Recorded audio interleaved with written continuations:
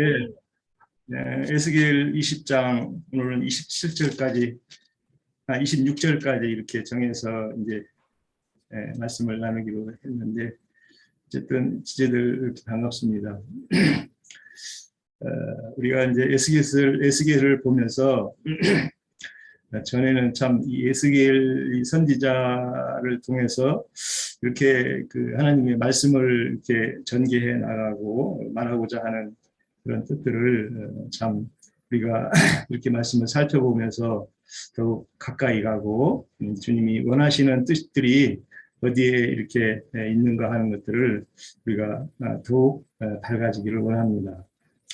주님이 주시는 그 한도 내에서 저도 뭐 이렇게 말씀을 증거하지만 그렇게 온전한 그런 것을 추구는 하지만 온전함의 분량에 있지를 않다는 것을 늘 자각하고 있습니다. 주님은 이렇게 말씀을 통해서 그 어떤 역으로도 질문도 하고 그 장로들에게 또 에스겔 선지자에게도 어떤 그 이렇게 뉘앙스를 이렇게 이상한 말을 이렇게 하시는 것도 보면은 우리가 하나님 뜻을 실행하는데 그 인간의 그 난 첫사람 정신 안에서는 참 이게 분별이 어렵다고 봅니다. 그래서 저도 이제 겉사람으로 이렇게 전에 주님을 모를 때 살 때 보면은 모든 것을 나를 위해서 나의 중심으로 모든 것들이 이제 생각이 되고 어떤 내 안에서만 이렇게 그 이익과 어떤 그 성취 뭐 이런 것들을 추구하는 입장에서 보기 때문에 세상을 보는 일은 늘 혼란했던 것 같아요. 그것이 뭐 당연한 것이고 또 우리가 그 첫사람 안에 있어서는 뭐 흔히 뭐 내로남불하는데 정말 그 내로남불의 극치가 우리 인간 인류에게는 늘 실수적으로 이렇게 동반되지 않는가 그런 생각을 합니다. 그래서 정말 우리가 진리 안에서 이런 것들이 분별될 때 하나님이 원하시고 하나님이 그 최종적으로 뜻을 이렇게 밝히는 것을 점차 이해해 갈 수 있다고 봅니다. 우리도 신앙 안에서는 늘 분량이 요구되고 또 어떤 순종 오늘 뭐 여러 가지 그런 20장에서도 하지만 그 주님은 늘 그 신앙하는 자들에게도 늘 가증하고 또 뭐 더럽다 또 뭐 가증한 뭐 이런 그런 뭐 반역 거역 뭐 이런 것들이 많이 나오는 말씀을 이렇게 주시는데 참 첫사람 아담 정신에서 신앙하는 그 광야 신앙이라는 것은 늘 자기를 중심으로 움직이기 때문에 자기의 손익계산에 따라 움직이고 어떤 자기의 욕망을 추구하는 그런 정신 안에서는 하나님을 뜻을 분별하기가 어렵다는 거죠.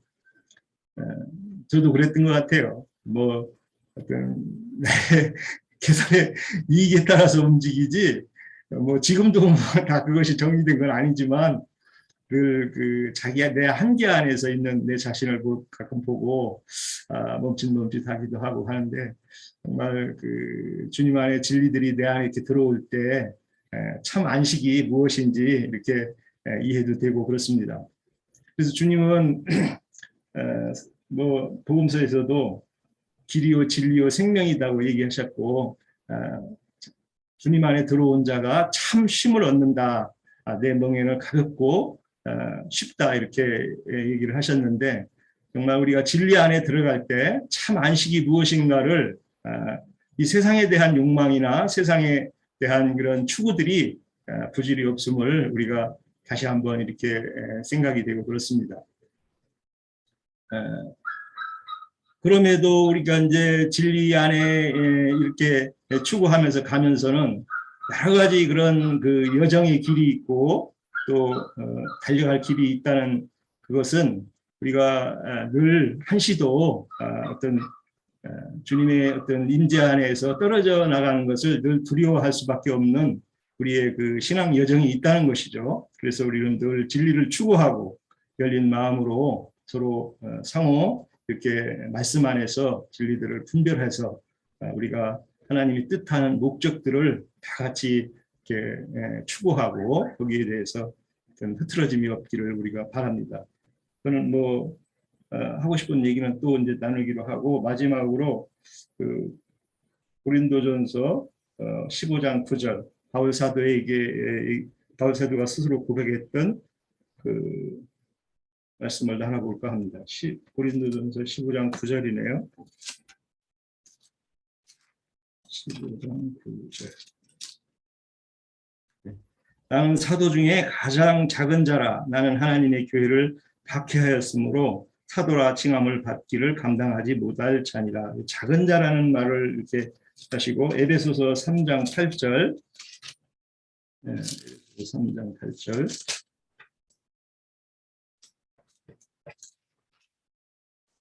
모든 성도 중에 지극히 작은 자보다 더 작은 나에게 이 은혜를 주신 것은 측량할 수 없는 그리스도의 풍성함을 이방인에게 전하게 하시고 바울 사도는 스스로 이제 사울일 때는 뭐 큰 자였었죠. 그 큰 자들의 특징은 자기를 높이고 주님의 이름을 기억해서 안식에 이르는 그런 그 작은 자의 그런 추구를 잊어버린 큰 자들은 자기의 이익을 따라서 늘 움직이죠. 오늘날 그 세상 교회가 실행하는 것들은 큰 자들이죠. 큰 자들이 돼서 늘 자기 이름을 내기에 바쁘고 자기가 추구하는 그런 그 종교관념을 실행하기 위해서 하나님의 이름을 빙자해서 타락한 정신에서 나오는 그런 것들이 그 가득한 게 이제 오늘날 기독교인데 정말 그분들의 그 흔히 뭐 사역자 아니면 뭐 목회자라고 해가지고 그렇게 자기 이름을 내기에 바쁜데 그 내면의 그 가증함이 진리를 눈이 가린 사람들이죠. 그러다 보니까 뭐 그 사람들은 무슨 당 회장이니 뭐 자기를 큰 자로서의 드러내는 것에 아주 부끄러움이 없어요. 정말 주님 보시기에 얼마나 가증한 일들인지를 오늘날 목회자라고 하는 그 세상교회 목회자들이 그것을 깨달아야 된다는 것을 우리는 주지해야 되고 그들에게 참으로 옳은 길로 주님을 높이는 주님의 이름을 알리기 위한 그런 목회가 되어야 된다는 것을 정말 우리 작은 자들은 작은 길을 좁은 길을 가는 자들은 그들에게 옳은 길로 돌아오기를 외쳐야 된다고 믿습니다. 정말 작은 자가 될 때 우리가 서로 발을 씻어주고 서로를 옳은 길로 갈 수 있도록 독려하는 그런 자세가 된다고 봅니다. 마치겠습니다.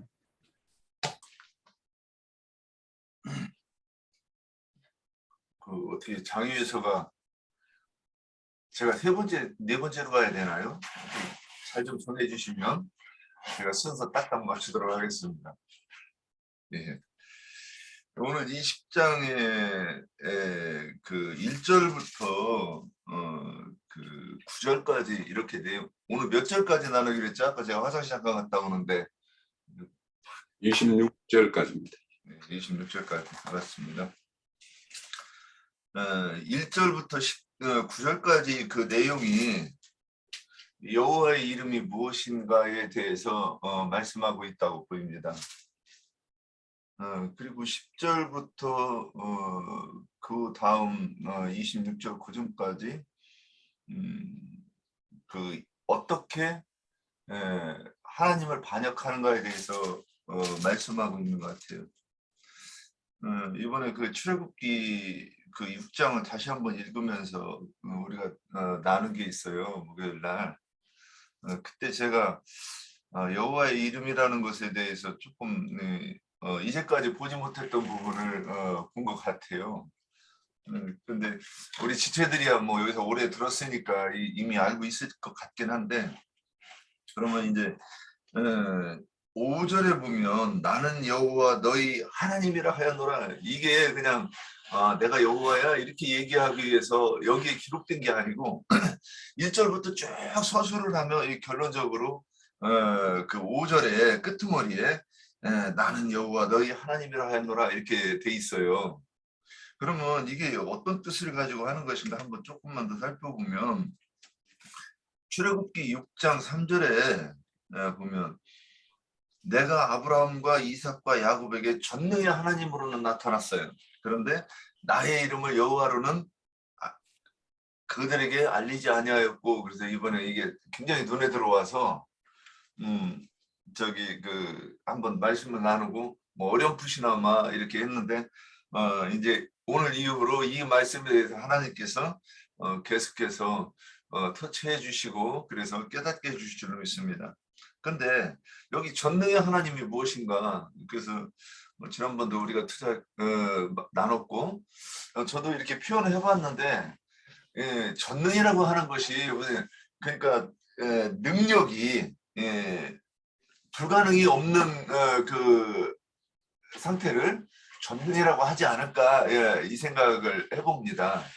그런데 창세기 1장에서 하나님께서 천지와 만물을 창조하실 때, 지으실 때 하나님께서 말씀으로 하시고 거기에서 1장 1절부터 끝까지 하시는 것이 뭐냐, 그 또한 만물을 새롭게 하시는 일인데 여기 그 출애굽기 6장에서는 그 상황이 어떤 것이냐면 애굽의 종노릇 하는 그 상태를 지금 이제 염두에 두고 말씀을 하시는 거예요.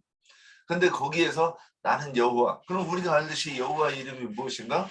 스스로 존재하시는 이로 우리는 다 이렇게 이해하고 있습니다. 그 말을 조금 더 묵상해 보면 스스로 존재한다는 게 뭐냐? 지금 이제 대비해서 보고 있어요. 너희는 지금 애굽에서 종살이 하는 자고 나는 스스로 있는 자. 그러니까 나는 창조자다, 이런 뜻을 가지고 말씀하시고 또 여기서 이스라엘 백성들을 구원하시는 이로 설명을 하시면서 그 이름을 여호와라 그랬으니까 그 예수 그리스도를 상징하는 이 이름, 구원자라고 하는 이름으로 지금 이렇게 설명하고 있어요. 좀 이렇게 묵상이 좀 부족해서 표현이 좀 이렇게 엉성한데, 그러면 20장에서도 나는 여호와 너희 하나님이라 하였노라 이렇게 말씀을 하실 때는 내가 이제부터 너희를 구원하는 것에 대해서 구원하는 하나님인 나의 이름에 대해서 염두에 두고 말하는 거야, 이렇게 하고 이제 저는 이해를 했어요. 오늘 이 말씀을 읽으면서. 그래서 이제 다시 위로 올라가서 일곱째 해 다섯째 달, 그러면 여호야긴 왕이 잡혀간 지 일곱째 해 다섯째 달이라고 이렇게 이제 저는 이해가 되는데, 그래서 여호와께서 이제 말씀을 하십니다. 계속 말씀하시는 게 뭐냐? 너희 장로들이 와서 물으려고 할 때 나는 그들이 내 앞에서 묻는 걸 허락하지 않을 거야. 그런데 인자야, 네가 그들을 심판할래? 이 심판이 무엇인가? 기독교에 있을 때 심판과 집행을 같이 이렇게 보았는데, 심판은 법정 용어로서 판결을 얘기하는 거죠. 이 사람은 이 벌에 따라서 징역을 몇 년 또는 무기징역, 사형. 근데 집행은 언제 해요? 좀 더 기다려야 돼요. 그때 집행하는 날이 오는데, 그래서 이런 이해를 가지고 이렇게 본다고 하면 너의 실상이 어떠한 건지 확실하게 알려주는 것. 그러니까 너희가 순종하지 않았다고 하는 것은 심판이죠. 그래서 내 뜻을 따라서 내 백성으로 살지 않았다고 하는 것을 알려주면 그게 심판이에요. 그러니까 복음이 선포되면 어떤 사람은 순종해서 그 복음을 믿고 영접하는 사람이 있고, 그러면 생명으로 나아가는 거고, 그것을 거부하면 심판이 되는 거죠, 그 상태가. 그래서 이제 심판하라고 했고, 그 심판의 내용이 뭐냐? 네 조상들의 죄. 그래서 이 네 조상들의 죄가 무엇인가를 보면 남유다에 대한 예언이므로 그 므낫세로부터 시작되는 이 이스라엘 백성들이 하나님 앞에 범한 그 가증한 일들을 이렇게 염두에 두고 지금 말씀하시면서 그걸 가지고 애굽에서 이스라엘 백성들과 비교해서 지금 말씀하고 있다고 보입니다. 그런데 이 6절, 6절에 7절에 보면 또 그들에게 이르기를 너희는 눈을 끄는 바 가증한 것을 각기 버리고 애굽의 우상들로 말미암아 스스로 더럽히지 말라. 그럼 여기서 이제 우리가 볼 때 이스라엘 백성들이 애굽에서 섬기던 그 우상들을 가지고 가나안 땅에 들어갔다는 것인가? 아니 요단강에서 한번 걸렀잖아요. 완벽하게. 거기에서 그 하나님의 여호와의 군대에 들어가지 못하는 자는 광야에서 다 엎드려져 죽었잖아요. 그럼에도 불구하고 가나안 땅에서 이스라엘 백성들이 그 애굽 땅에서 섬기던 그 신들을 우상을 가지고 들어왔다는 것인가? 그건 아니죠. 근데 그 뒤에 쭉 내용에 들어가 보면 이렇게 애굽의 우상들에 대해서 말씀해 놓고 나서 그 다음에 뭐냐면 나의 안식일을 범했고 나의 규례를 범했다 이렇게 말씀하십니다. 저기 12절 11절부터 제 10절부터 읽어보겠습니다. 그러므로 내가 그들을 애굽 땅에서 나와서 광야에 이르게 하고 사람이 준행하면 그로 말미암아 삶을 얻을 내 윤례를 주며 내 규례를 알게 하였고 또 내가 그래서 하나님께서는 광야에서 규례와 윤례를 주셨어요. 그거를 행하면 산다 그러는데 이제 12절 가면 또 내가 그들을 거룩하게 하는 여호와인 줄을 알게 하려고 내 안식일을 줘. 이 12절에 내가 그들을 거룩하게 하는 여호와인 줄을 여호와는 여호와의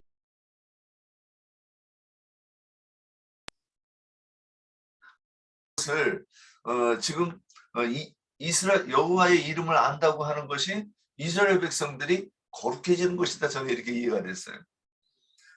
그리고 알게 하려고 내 안식일을 주어 그들과 나 사이 표징을 삼았는데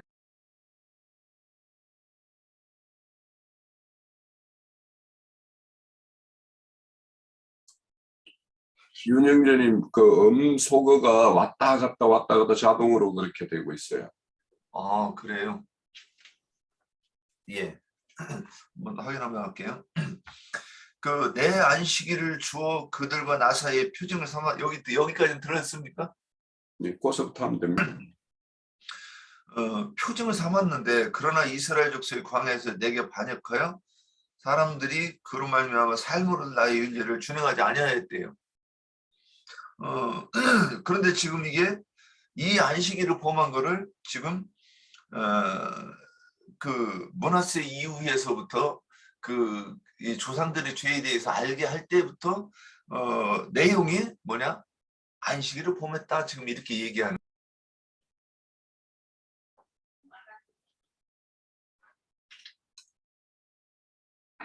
거지. 우리는 안식일에 대해서 이미 배웠으니까 이제 알 것입니다. 그래서 여기서 잠깐 이렇게 이제 언급을 하면 안식일은 지금도 안식일을 지키겠다 그러는 종파가 있고 기독교도 마찬가지예요. 주일 성수 이 말 한마디에 우리도 안식일을 지키겠다고 하는 의미가 있는데 기독교도 이렇게 하면 펄쩍 뛰죠. 우리는 율법을 피했고 우리는 안식일을 안 지키고 저기 주일을 지킨다 이렇게 해야죠. 그래서 주일도 어떻게 지켜? 거룩하게 지켜. 그러니까 내용은 똑같은데 날짜만 바뀌었다 그 얘기인데 그러면 우리는 이걸 어떻게 이해하느냐 그러냐면 그래서 히브리서 3장 4장에서 보면 우리는 그 안식에 들어가야 된다 이렇게 얘기가 돼 있어요. 그러면 창세기 1장에서도 안식을 하나님께서 안식에 들어가신 그 날 이전에 안식에 들어가려고 하면 첫째 날부터 6일째까지 날이 나한테 다 지나가야 되는 거예요. 성취가 되는 거예요. 그래야 내가 안식일에 들어가는 것이고 안식일에 들어가는 것은 창세기 1장 26절 이하 하나님께서 하나님의 형상으로 만든 사람이 우리의 속사람이 그와 같이 되는 것이 안식에 들어갔다 이렇게 설명하는 거죠. 이것은 어떤 행위로 되는 것이 아니라 하나님에 대한 창조에 대한 그분이 어떠한 일을 하실 것이라고 하는 그분의 이름이 내가 깨달아지는 것이 내가 그분의 형상을 담는 것이고 그분의 백성이 된다고 하는 것을 그러면 하나님의 안식에 들어갔을 때 우리 또한 그러니까 내 속에 하나님의 일이 완성되어져서 내가 하나님의 안식에 들어가는 것을 말하는 것이라고 이렇게 이해가 됩니다. 그런데 이스라엘 백성들이 이제 16절에 가면 14절 내가 내 이름을 위하여 달리 행하였나니 내가 그들을 인도하여 내는 것을 본 나라 앞에서 내 이름을 더럽히지 아니하였습니다. 그래서 이스라엘 백성들은 이렇게 하나님을 거역하고 반역하는 이스라엘 사람들을 광야에서도 멸하기를 원했고 근데 여기 표현 보면 애굽에서도 멸하기를 원했는데 내가 그렇게 하지 않고 그들을 광야로 이끌어내서 율례를 주었고 또 그 광야에서 그들이 그 율례를 행하지 않는 자들을 원래는 다 멸망시키려고 했으나 다 멸망시키지 않고 내가 그들을 좀 남겨놓았고 또 가나안 땅에서도 그들은 이렇게 그 조상들의 죄대로 따라서 함으로 이제 오늘 이 그 에스겔서에 나온 대로 이스라엘 백성들이 그 이방의 포로로 잡혀가게 된다. 이런 말씀을 하고 있다고 이렇게 보여집니다. 26절까지 하면 이 정도까지 해서 멈춰야 저기 22절 한 번만 조금만 더 보겠습니다. 근데 하나님께서 끊임없이 돌이키시며 그러니까 이스라엘을 멸망하지 않고 아브라함과 이삭과 야곱에게 한 언약을 이루기 위해서 끊임없이 참으시면서 다시 또 이스라엘을 회복시키는 것을 이제 말씀하시는 게 22절 보면 내가 내 이름을 위하여 내 손을 막아 달리 행하였나니 이스라엘을 멸망시켜버리고 싶은데 또 멸망하겠다고 결심하였는데도 불구하고 내 손을 막아 달리 행하였나니 내가 그들을 인도하여 내는 것을 본 여러 나라 앞에서 내 이름을 더럽히지 아니하려 하였음이로다. 이 말씀을 딱 보면서 우리가 하나님을 위해서 존재하는 것이 아니라 하나님이 우리를 위해서 존재하는 것이 아니라 신앙에서 우리가 하나님을 위해서 존재하는 것인데 이게 많은 사람들이 이 성경을 읽고 신앙생활을 하면서 말할 때에 자꾸 내가 하나님 앞에서 나는 무엇인가를 찾을 때 내가 그의 나라와 그의 의를 이루기 위해서 내가 있다고 이렇게 해석이 되면 우리가 신앙생활이 겸손해지고 또 그 뜻과 내 뜻이 일치가 된다면 기쁘고 행복하게 이렇게 살 수 있는 사람이 될 터인데 그럼에도 불구하고 그렇지만 내 존재의 의미와 목적을 하나님보다 먼저 두고 싶어하는 그런 것도 많이들 있지 않는가. 그래서 말할 때 뭐냐면 나는 그럼 뭐냐 이런 뜻으로 이렇게 말하는 사람들 그리고 또 기도할 때 늘 하나님이 나를 위해서 뭘 해달라고 이렇게 그러니까 기도에 주님이 가르쳐준 주기도문과 다르게 하나님이 나를 위해 뭘 해달라고 그러면 하나님이 나의 종인데 그렇게 우리 관계를 설정해자고 이렇게 말하는 사람들이 너무 많지 않은가. 그래서 이스라엘 백성들이 이런 짓들을 하는 것이 아닌가 좀 이렇게 좀 본 부분이 있습니다. 여기까지 하겠습니다. 하겠습니다. 어느덧 에스겔서 20장까지 이제 왔는데 20장까지 오다 보니까 이제 우리가 그동안에 많이 나눴지만은 계속해서 하나님께서 이스라엘 백성들의 죄악을 이제 끄집어내시고 하나님께서 심판하시겠다고 하는 그런 내용들이 계속 똑같은 그 원인과 결과를 지금 설명하고 있는데 오늘 20장에도 마찬가지로 이제 계속 그런 의미로 우리가 이해를 하시면 될 것 같고 그다음에 20장 내에서도 지금 같은 문장이 계속해서 반복돼서 나오는 그런 형태입니다. 그렇기 때문에 뭐 하나하나 자세히 다 볼 거는 없고 몇 부분만 짚어서 넘어가고자 합니다. 1절에 보면 일곱째 해, 다섯째 달, 10일째, 10째 날 이렇게 돼 있는데, 이제 이거는 이제 여호야긴이 포로가 된 기간을 이야기하고 있죠. 상당히 참 오랜 기간 지금 포로 생활을 하고 있는 건데, 사실 여호야긴은 왕으로 있은 지가 불과 3개월밖에 안 되는 걸로 알고 있습니다. 불과 3개월밖에 왕을 안 했는데 지금 포로 생활은 7년 5개월을 지금 했다는 것은 참 어떻게 보면 인간적인 입장에서 보면 되게 억울할 것 같아요. 사실 3개월밖에 안 했는데 7년 이상을 이렇게 지금 포로 생활로 고생하고 있는 것을 또 봅니다. 여기 날짜가 이렇게 나오는 것은 흔히 이제 우리가 세상 사람들은 그런 말들을 하죠. 인간의 그 사회에서 하나님의 관계는 하나님은 완전히 별개의 것으로 그렇게 생각하시는 분들이 많은데 여기서 이렇게 성경에서 이렇게 연도를 이렇게 이야기하고 있는 것은 인간의 역사 속에 하나님께서는 지금도 옛날에도 그랬고 지금도 인간의 역사 속에 하나님이 함께 하신다는 그 사실을 우리에게 알려주는 표현이다. 그렇게 이해를 하시면 좋을 것 같습니다. 그러니까 하나님은 언제나 사람의 역사 가운데서 역사를 통해서 구속사를 진행하고 계신다는 것이죠. 근데 이제 오늘 이스라엘 장로들이 이제 에스겔에게 또 와서 이제 질문을 이제 하려고 왔죠. 근데 오늘 성경에 보면은 여호와의 말씀에 그러면서 그들이 하나님 앞에 묻기를 하나님은 용납하지 않으신다라고 그렇게 돼 있어요. 아니 지금 이스라엘 장로들이 그래도 하나님을 믿는다고 해서 하나님의 종 에스겔 선지자에게 와서 물으려고 했는데 하나님께서는 그들이 묻기를 용납하지 않는다라고 그렇게 말씀하셨어요. 그러면 조금 이거 안 맞잖아요, 그렇죠? 그럼 왜 하나님께서 이스라엘 장로들에게 그런 말씀을 하셨을까?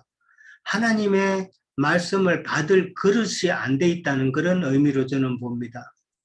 하나님의 말씀을 들을 자는 하나님의 말씀에 순종하고 그 마음이 참 평탄하게 된 자들인데 지금 이스라엘 장로들의 그 마음은 그렇지 않다는 것을 이제 우리는 짐작해 볼 수가 있는 것이죠.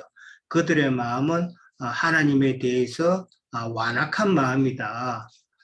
왜 우리가 이런 피해를 입어야 되느냐. 지난번에도 나왔듯이 신포도주는 아버지가 먹었는데 그 아들이 왜 이가 시리냐 하는 그 표현대로 그 사상이 아직도 이들에게는 갖고 있다는 것이죠.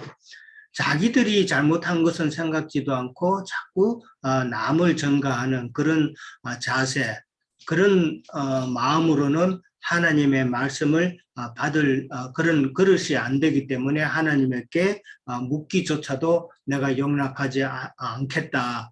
그렇게 말씀하신 게 아닌가 생각해 봅니다. 그러면서 조상들의 가정한 일을 에스겔에게 말씀하셔서 그들이 알게 하라라고 그랬죠. 조상들의 가정한 일을 알게 해서 이 말은 언뜻 들으면 지난번 그 이야기했던 것처럼 신포도주를 마셨는데 아들이 이가 시린 그런 것처럼 조상들의 가정한 것으로 돌리지 않나 그렇게 생각할 수 있는데 그게 아니라 조상들은 조상들의 들대로 가정한 일을 행했고 지금 너희도 똑같은 일을 하고 있다는 그 지적이죠. 지금 너 조상 때와 같은 그런 일을 너희도 지금 똑같이 하고 있다. 그런 것을 알려주기 위한 그런 말씀이라고 생각해 봅니다. 그런데 이제 여기 오늘 본문에도 보면은 하나님께서 4절이네요. 인자야 네가 그들을 심판하려느냐라고 그렇게 말씀을 하십니다. 이 말씀은 지금 제가 말씀드렸던 것처럼 에스겔 선지자도 이스라엘 장로들의 그 마음 상태를 모르는 건 아니다라는 것이죠.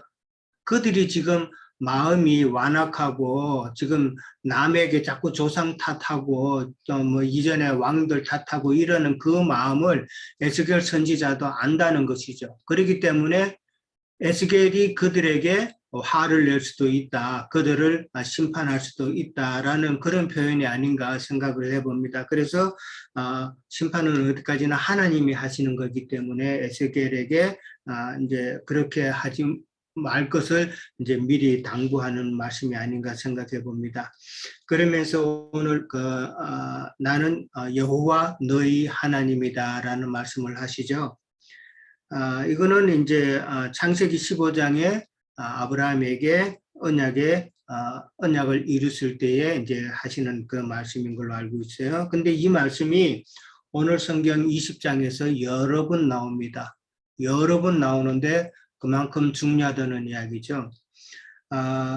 나는 여호와 너희 하나님이라는 이 말씀 가운데 여호와라는 말씀은 그냥 나는 너희 하나님이야 이렇게 하시는 게 아니라 엘로힘 하나님, 권능의 하나님, 뭐 전능하신 하나님 이렇게 표현하는 게 아니라 여호와라는 말을 이제 붙였습니다. 여호와는 하나님의 이름이잖아요. 이게 여호와라는 이름은 창세기 2장부터 이제 나오잖아요. 창세기 1장에서 하나님께서 하늘에서 뜻을 이루시고 그 다음에 2장에서 지천으로 시작해서 구속사를 이루는 거기 때문에 여호와라는 이름의 뜻은 하나님이 이제 사람과의 관계성을 설명하는 그 단어이기 때문에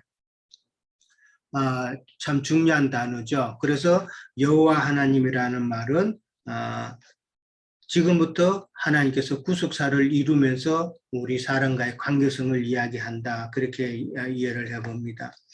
그 다음에 이제 1절에서 9절까지는 광야에 이르기 전에 내용을 이제 쭉 이야기를 하고 있어요. 어떻게 보면은 10절부터는 이제 실행에 광야에서 나와서 실행을 하는 이야기인데 저는 뭐 1절에서 9절까지가 창세기 1장과 같이 하늘에서 뜻을 이루신 것 같이 그렇게 보여지고 또 그 다음에 10절부터는 이제 광야에 이르러서 실행하는 단계로 들어가는 그런 모습이 잠깐 보였습니다.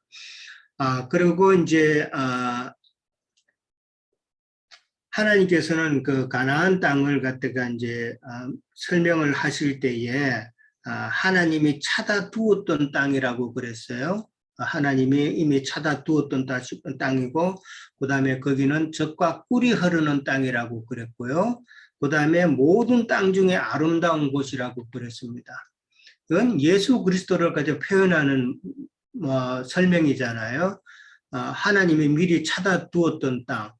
그러니까 하나님께서 미리 예비하신 예수 그리스도. 그렇게 설명이 될 수 있고 젖과 꿀이 흐르는 땅은 생명 수가 흐르는 그 땅, 생명의 말씀이 있는 생명 대신 예수 그리스도를 이야기하는 것이고 그 다음에 모든 땅 중에 가장 아름다운 곳이라 그랬어요. 참 존귀하신 예수 그리스도라는 그 표현으로 이해가 될 것 같습니다. 그 다음에 이제 아까 이제 윤영정님도 이제 말씀을 하셨는데 여호와의 이름을 위함이라는 그 표현에는 사실 그 하나님의 그 이름을 위함으로 애굽 땅에서 이스라엘 백성들 참 다 썰어버리고 싶었지만은 그러나 인도하여 내셨다고 그랬고요. 그 다음에 이제 광야에 이끌어내신 이후에도 똑같은 그런 상황이 여러 번 있고 할 때에 하나님께서는 그런 그 경우를 많이 이제 심판을 많이 행하시죠. 그럴 때마다 완전히 버리지는 아니하시고 그러면서 하나님의 이름을 위함이다라는 그 이름이라는 내용이 참 많이 나옵니다. 이름을 위함이라는 이 말에는 사실은 구속사를 진행하시는 하나님은 우리를 위해서 구속사를 실행하시는 것이 아니라 하나님 자신을 위한 것이다라는 것이었죠. 윤영님도 잠깐 언급을 했는데 우리가 이거는 이 사실은 이 관계는 정확하게 우리는 이해를 해야 됩니다. 어디까지나 주인 되시는 분은 우리 하나님이다. 내가 주인이 아니다라는 것이죠. 그 다음에 이제 그 이름을 위함이라고 그랬는데 그 이름을 위한다는 말은 아브라함과 언약을 맺었기 때문에 아브라함과 언약을 하셨기 때문에 광야로 이끌고 나왔다는 것이죠. 아브라함에게 그렇게 말씀하셨잖아요. 창세기에 하나님의 이름을 걸고 언약이라는 것은 어디까지나 상방의 그 이름을 걸고 하는 것이기 때문에 이게 하나님의 이름을 걸고 아브라함과 언약했기 때문에 그 언약이 중요하기에 그렇게 하나님께서는 그 언약대로 실행하셨다라는 그 말씀이죠.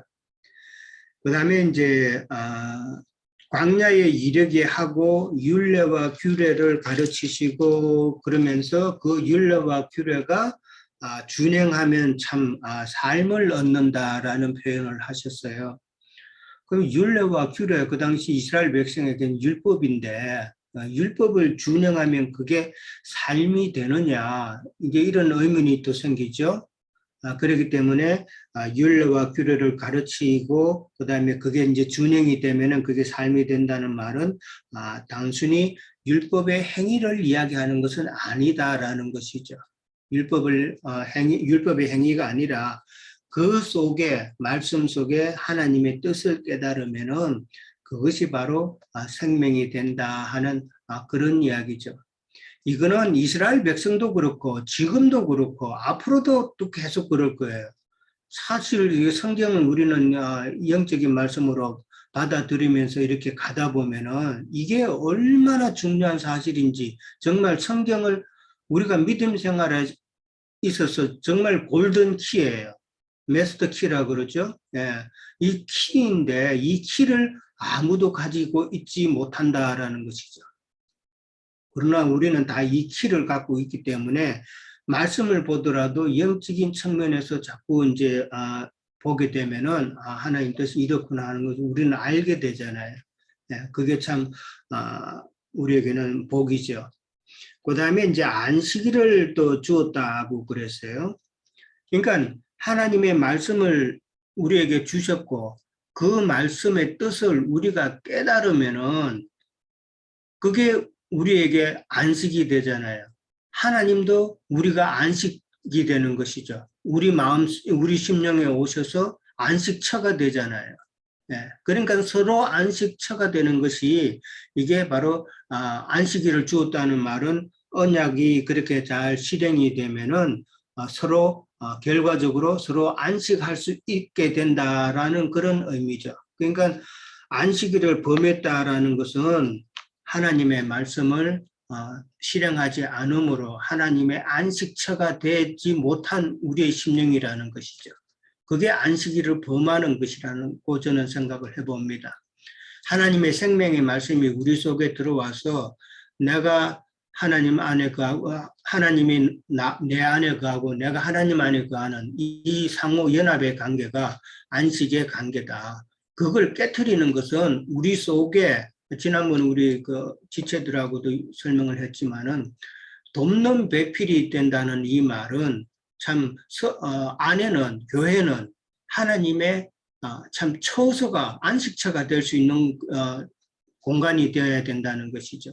내 심령이 하나님의 말씀으로 가득 채워져서 내 심령에 오셔서 하나님이 하나님 자신의 그 말씀으로 먹고 마심이 되는 힘이 되는 그런 일을 하는 것이 참 돕는 배필이다라는 의미라는 것이죠.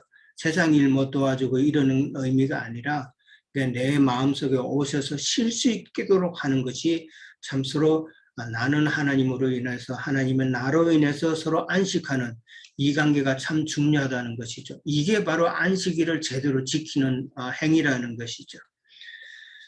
그 다음에 이제 내 이름을 위하여 달리 행하셨다는 말도 또 나옵니다.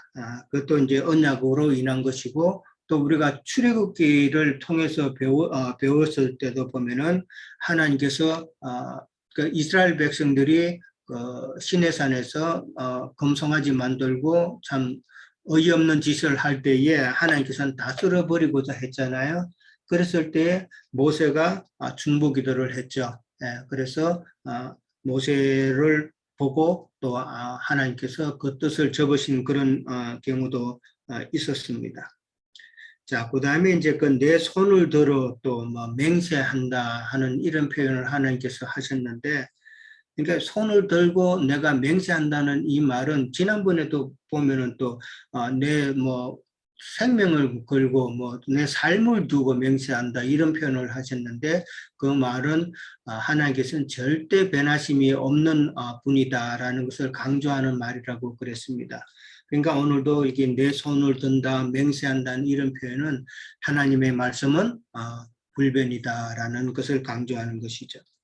그 다음에 그들을 17절에 보면 그들을 아껴서 아주 없이 하지 않으신다라고 그랬습니다. 이거 우리 강야에서 우리는 잘 알죠. 많은 사람이 죽었어요. 많은 사람이 죽었고 그 다음에 이제 남은 자가 있었죠. 그 남은 자가 가나안 땅에 들어간다는 이야기잖아요. 그러니까 이 아주 없이 된 사람들은 옛사람이잖아요. 옛사람이고 새 사람이 되었을 때에 그들은 가나안 땅에 들어간다는 그런 하나님의 뜻인 것이죠.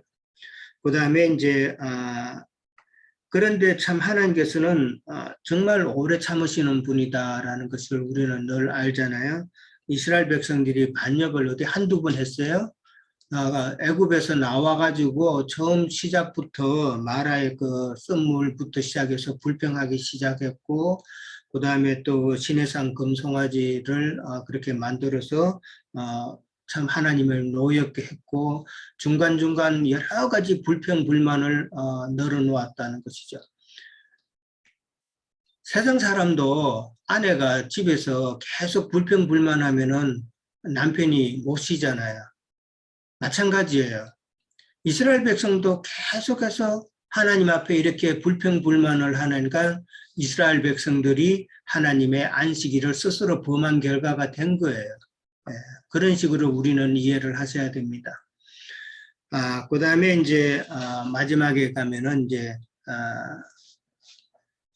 25절에 가면은 선하지 못한 율례와 지키지 못할 규례를 주었다라는 말이 나와요. 하나님께서 그러니까 내가 그들에게 선하지 못한 율례와 지키지 못할 규례를 주었다는 이 말씀을 하셨는데, 이 말씀이 이게 무슨 뜻인가 조금 의아했어요.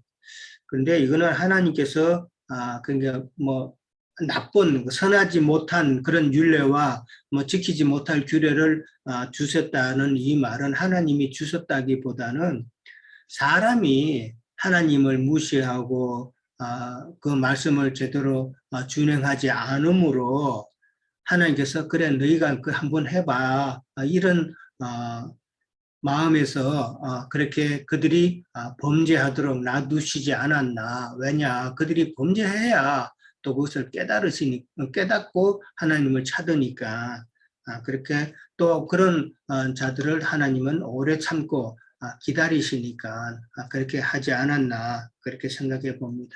예, 여기까지 하겠습니다. 네. 저도 그 부분을 이렇게 보면서 하나님께서 어떤 그 선하지 못한 율례와 규례를 주셨지? 하고 잠깐 생각을 했어요.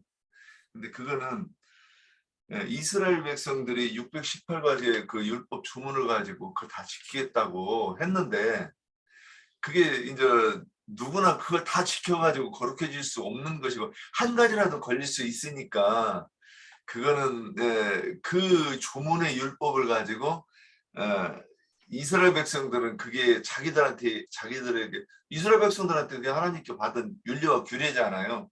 다른 거를 주신 거는 아니니까. 그런데 그것이 문자로 볼 때는 그러니까 하나님께서도 그걸 문자로 지키면 가증스럽다고 하시는 것이고 그런데 이스라엘 백성들은 그걸 지켜서 거룩하게 하겠다고 하니까 그것이 선하지 못한 율례와 규례 아니겠는가. 좀 이렇게 생각해 보면 저는 그 부분 그렇게 생각하고 봤습니다.